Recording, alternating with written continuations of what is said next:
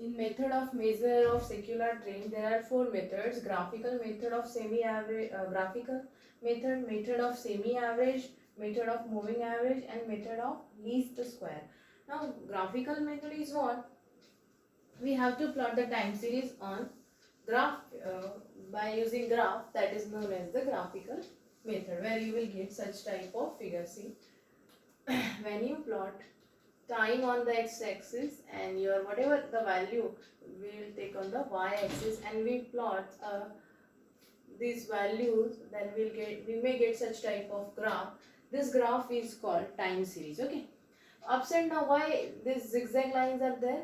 Because there may be ups and downs. Sometimes prices goes up, sometimes they go down. So that's why we'll get such type of graph, that is known as time series graphical representation. First one, we can represent measurement of secular trend can be measured by using graphical method like this. Second method is semi-average method. In this method, what we have to do, the data is divided into two parts. Suppose in your data there n is even, means if you have suppose 6 observations, okay, 6 observations are there, then these 6 observations can be divided into two parts. In first part there will be 3 observation, and in the second part also there will be 3 observation.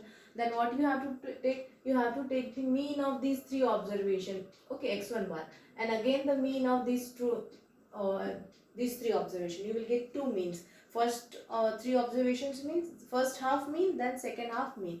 And what you have to do, first you have to plot the graph like this. Then these two values you have to put these two values. Suppose first mean is some value which is 10, and second mean is 20. Then what we have to do, suppose 10 is here and 20 is here, then we have to plot a point here 10 and here 20 and join these 2 points like this. So this such type of graph is what what you are doing, you are measuring only this much, you are observing only this much. So this is one of the kind to measure trend. So this method is what, semi average. At that time you have to divide data into two parts. Now your data is in even number, then it is very easy for you to divide and to do this. But if your data is in odd number, means if there are 7 observation, if n is odd, if suppose there are 7 observation, then how will you divide? Because if you divide in two parts, then one part will be of 3.5 and 3.5, and this is not possible. We have to take discrete number. So what we have to do, we will left out the middle observation. See, 1 2 3 4 5 6 7. Then we will not take this fourth observation in our consideration. What we will do, we will take the average of first 3 observation, and then again average of these 3 observation. Very simple methods are these. So, and one more thing is what we are not required to solve such examples in exam, because these are very lengthy, and graphical representation is not asked in CA foundation exam, because there are objective type question. Just you have to know the theory, means which method is used in which way. Okay, so that's why I am explaining you. So in the when odd number of observations are there, then we have to left middle one observation, so that we can divide our data into two parts easily. Then again the same method, take the average of these 3 observation and these 3 observation, and again take the points and join these 2 points similarly. Okay, this is what method of semi average. Second is method of moving average, that I have explained in you in the last lecture. That likewise you have to find the moving average. Whatever given in the question, 2 yearly, 3 yearly, 4 yearly, like that you have to find the moving average. But what is the use of moving average in secular trend? Then see, in on the same graph I will explain all these 4 points. Now when you are going to find moving average, at that time what will happen, see, if suppose number of observations are 10, if number of observations are 10, then you will not get moving average for all the observations. Reason is behind that is what, see, 1 2 3 4 5 6 7 8 9 10. If you have such 10 observations, and when you go going to find the moving average, suppose we will find 3 yearly moving average. So first 3 observation will be 3, will write in front of this middle one. Then second 3 are these, and will write here. Likewise like this. All these observation will get moving average, see carefully. But here will not get any moving average and here also will not get any moving average, right? So these two observations, well, data thoda kam ho gaya, right? Because 10 observations the and we got only 8 moving averages. So again, you have to plot for one you have to you are not required to plot anything, but for 2 you will get some value. So on 2 you have to put that value. For 3 you will get some value like this. You will get all different values, but not up to 10, right? Then join all these values like this. So what you are doing in 3 yearly moving average, you are observing this much data. Okay, so this is what moving average method means. First we will plot our general graph, then we will plot our second whatever the method we are using, that graph, and then we compare the difference between both the graphs. Next one is the method of least square. Now this is very different method. All these three are same kind of method. Now fourth one is least square. Now we all are familiar with this equation, y equal to a plus b into x.